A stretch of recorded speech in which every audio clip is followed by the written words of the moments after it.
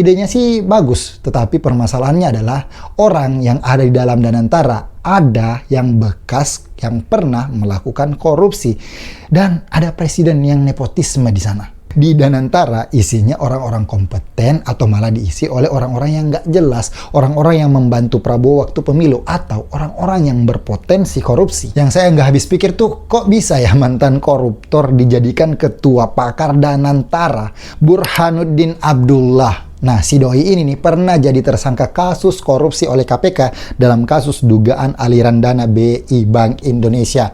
Itu tuh kayak nyuruh orang kecanduan judi online megang dompet yang isinya duit jutaan rupiah. Presiden kita baru-baru ini meresmikan lembaga investasi Danantara yang mengelola lebih dari 14.000 triliun aset BUMN. Banyak banget, cok. Yakin gak dikorupsi nanti? Saya sih ragu ya. Mari kita bahas di monolog kritik politik. Let's go. Kritik politik. Wow. Sebagai negara yang banyak banget korupsinya, bahkan mantan presiden kita masuk dalam nominasi tokoh paling korup di dunia, Indonesia sulit sekali berkembang menjadi negara maju. Saya bukannya pesimis, men, tetapi memang faktanya banyak sekali koruptor yang berkeliaran di pemerintahan dengan bebas. Semuanya ada, mulai dari eksekutif, legislatif, hingga yudikatif. Dan itu sudah mengakar dan mendarah daging di rakyatnya. Saya sudah jelaskan di video saya sebelumnya, alasan koruptor di Indonesia bukan hanya sekedar memperkaya diri, tetapi merupakan identitas bangsa, merupakan sejarah yang membentuk kebiasaan hidup kita. Lebih lengkapnya kalian bisa nonton video ini. Saking seringnya kasus korupsi di Indonesia, ketika ada yang korupsi dengan jumlah miliaran, kita merasa biasa aja. Kita tuh kayak, oh miliaran doang. Kita kayak merasa korupsi tuh hal-hal yang biasa aja. Apalagi jumlahnya miliaran, nggak sampai triliunan. Itulah mengapa saya sedih sekali melihat kondisi negeri kita yang krisis integritas. Tetapi pejabatnya seakan-akan nggak dengar. Tuli mampus gila.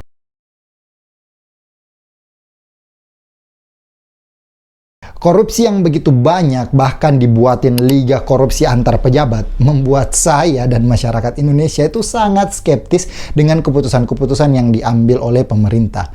Nah, di tengah-tengah persepsi publik yang buruk kepada pemerintah, demo besar-besaran terjadi, pemerintah malah membuat lembaga investasi Danantara yang potensi korupsinya gede banget. Ada sekitar 7 BUMN yang dananya akan dikelola oleh Danantara. Kalau ditotalin semuanya tuh ada sekitar 14.000 triliun. Banyak banget anjir. Pertanyaannya, emang kenapa kalau 7 BUMN ini dananya dikelola oleh Danantara?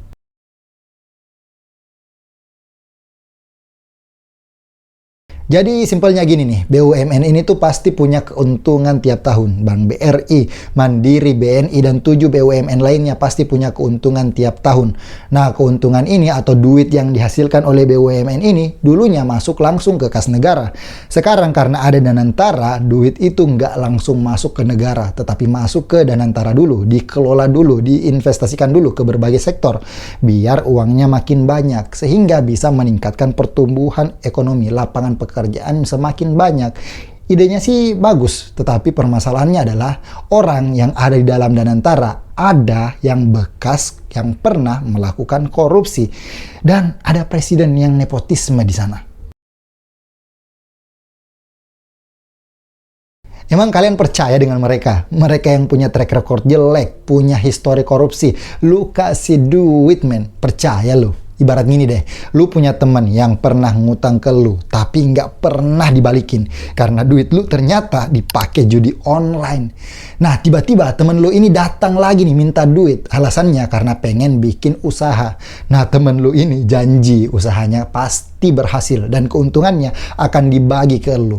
Pertanyaannya, lu mau ngasih duit nggak? Hah? Percaya nggak sama temen lu itu? Tentu jawabannya tidak, iya kan? Saya tidak menuduh mereka akan korupsi, tetapi kita masyarakat berhak skeptis dengan lembaga baru ini. Emang bisa dijamin uang rakyat yang dipakai itu bisa menghasilkan keuntungan?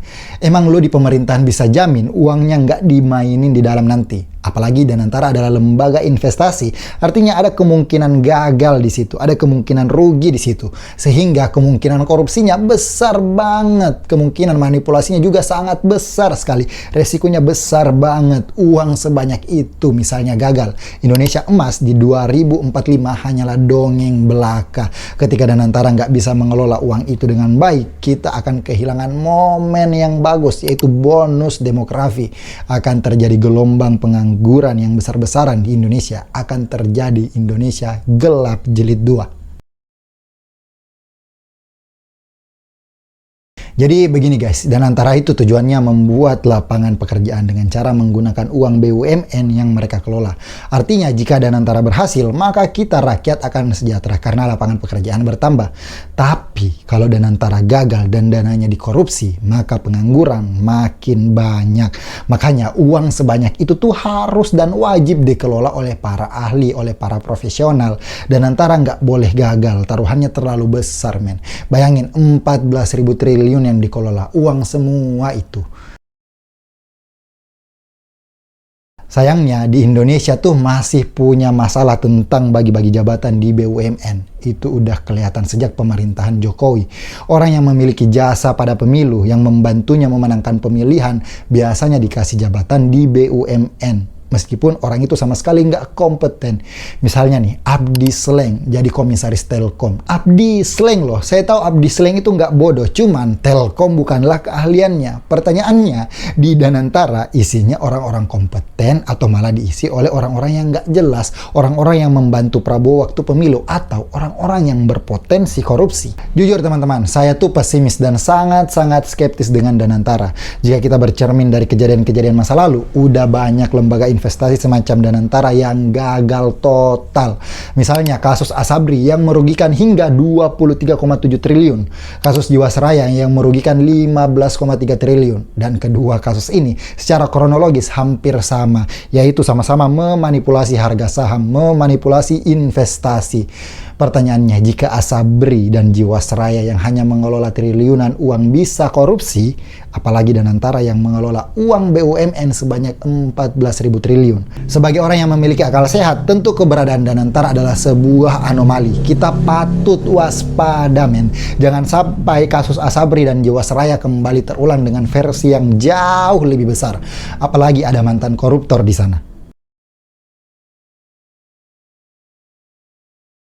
Yang saya nggak habis pikir tuh, kok bisa ya mantan koruptor dijadikan ketua pakar Danantara, Burhanuddin Abdullah. Nah, si doi ini nih pernah jadi tersangka kasus korupsi oleh KPK dalam kasus dugaan aliran dana BI Bank Indonesia.